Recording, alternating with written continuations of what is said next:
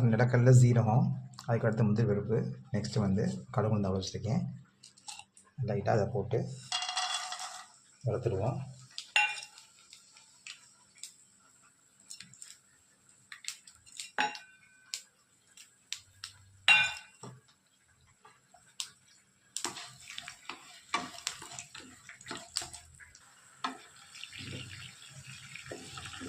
நல்லா கிண்டிக்கணும்.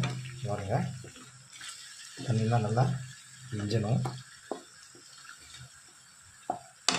அடுத்து சால்ட் போட்டுக்கலாம்.